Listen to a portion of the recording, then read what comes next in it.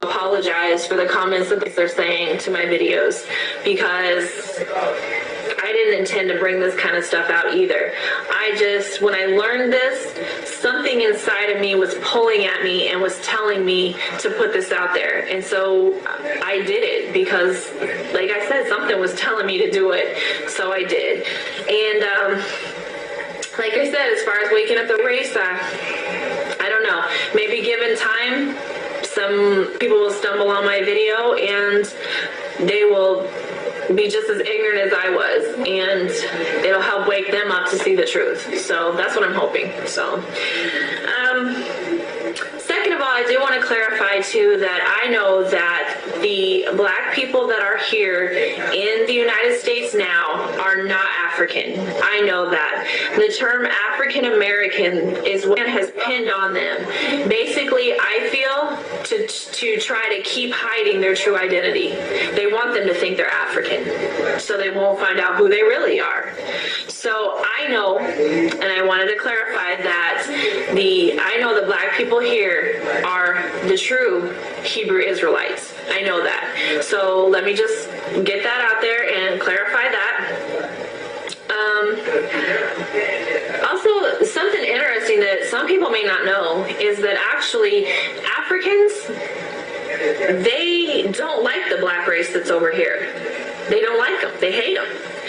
And the only thing that conclusion that I can come to is that because the Africans know that they're the true Hebrew Israelites. They know they're the chosen people of God. So therefore they hate them. That's the only conclusion that I can come to.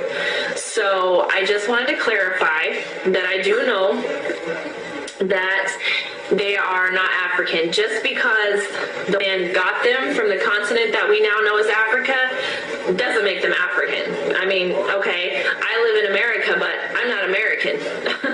I mean, it was not my choice to be here, and I don't like it here. Simple. I mean, that's just being honest. So, like I said, just because they were brought from the continent of Africa doesn't make them African. And I wanted to read something. It's from a book called From Babylon to Timbuktu. And if you can get this book, I would encourage it because it's really interesting. There is a paragraph, here on page 84. It says, in the year 65 BC, the Roman armies under General Pompey captured Jerusalem. In 70 AD, General Vespasian, I'm not sure if I'm saying that right, and his son Titus put an end to the Jewish state with great slaughter. During the period of the military governors of Palestine, many outrages and atrocities were committed against the residue of the people. During the period from Pompey to Julius, it has been estimated that over 1 million Jews fled into Africa, fleeing from Roman persecution and slavery. The slave markets were full of Black Jewish slaves. So that shows you right there exactly how the Hebrew Israelites got into Africa. And it just reiterates my point about them not being African just because that's where they were at. And also one other thing is, it's not coming from the Bible, it's coming from the Bible dictionary. And under Ham, it says, the youngest son of Noah, born probably about 96 years before the flood, and one of 8 persons to live through the flood. Now this is the key point. He became the progenitor of the dark races, but the Egyptians, Ethiopians, Libyans, and Canaanites. So anybody who wants to try to say that the Black race, they come from Ham, that's not true. That is not true. He was a progenitor of all the other dark races, just not the Hebrew Israelites. Also, I want to clarify too that I know Christ is Black. I know it. I tried to bring it out in my video. I don't know if I didn't do a good enough job, but I do know that. And I don't think he's a man with a gun. I don't think he's Arab, and I know for sure that he's not blonde hair and blue eyes. So I also wanted to let everybody know I know Christ is Black. So just wanted to get that out there. And lastly, some comments about oh, just the girl trying to worm her way in. That's not my intention either. I'm not trying to come in at the last minute and say, oh, let me grab onto the coattails of the Israelites and maybe I can get in too. It's not going to work that way. What the Most High has prophesied will come to pass. And he has prophesied that I will be a maidservant in the next life. So the Bible says he's never changing. So no matter what I come in and say or do at the last minute, it's not going to change that. He's prophesied I will be a maidservant. That is what I will be. And honestly, I don't care. That is fine. Whatever the Most High sees fit for me is fine with me, as long as the Israelites get their justice. Because, like I said, this is the book of Job, chapter 27, verse 13. This is the portion of a wicked man with God, and his heritage of the oppressor, which they shall receive of the Almighty. If his children be multiplied, it is for the sword, and his offspring shall not be satisfied with bread. Those that remaineth of him shall be buried in death, and his widows shall not weep. Okay?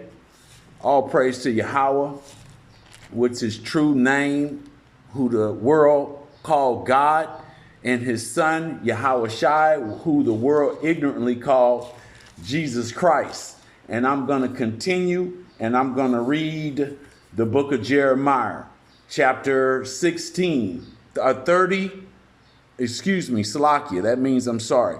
Chapter 30, verse 16. Therefore, all they that devour thee shall be devoured, and all thy adversaries, every one of them shall go into captivity. And they that spoil thee shall be a spoil, and all that preyed upon thee will I give for a prey. 17. For I will restore health unto thee, and I will heal thee from thy wounds, said the Lord, because they call thee an outcast, saying, this is Zion, whom no man seeketh after. The book of Isaiah, chapter 14, and I'm going to read verse 1. Okay? And this is what's going on, people. The truth is coming out. Isaiah 14 and 1. For the Lord will have mercy on Jacob, the 12 tribes. Okay? 12 tribes, people. Southern tribe, Judah, Benjamin, Levi, and then the northern tribe, Ephraim, Manasseh, Gad, Simeon, Zebulun, Issachar, Naphtali, Asher. Okay? Maybe I missed one or two. Gad, right? That's what the Lord said. Okay? Let me keep, that's the 12 tribes of Israel. Let me keep reading. Okay? For the Lord will have mercy on Jacob, and will yet choose Israel, and set them in their own land.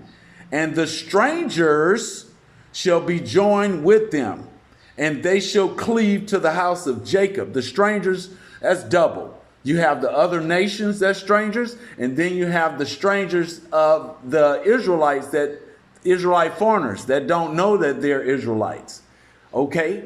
And the people shall take them and bring them to their place. And the house of Israel shall possess them in the land of the Lord for servants and for handmaids. And they shall take them captives, who captives they were, and they shall rule over their oppressors. So Edomites, the so-called white man, Moab, the so-called Chinese, Ammon, the so-called Japanese, the Arabs, Ishmaelites, okay? Get ready. Get ready, because we got next.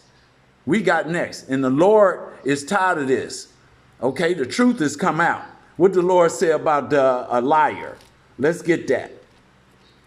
Let's get that liar in Proverbs, and I'll end it there. The book of Proverbs, chapter 19.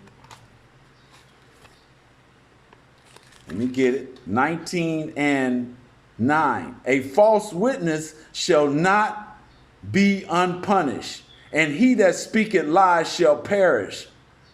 Delight is not seemingly for a fool, much less for a servant to have rule over princes. Okay, because we're the prince of the Lord. Okay, when Yahushua come back here, he's going to put everything back in order. All right? So I'm going to give, again, all praise and honor to Yahweh, by Hashem Yahushua, and much respect, double honors to the apostles, elders, okay, of Great Millstone, and also the Battle Axe and like-minded brothers that's into this truth and teaching with truth and sincerity, is risking their freedom and lives to do so. That's all over the earth scattered. Okay, much respect to the like-minded, all right, and sisters. So I'm going to say again, Shalom.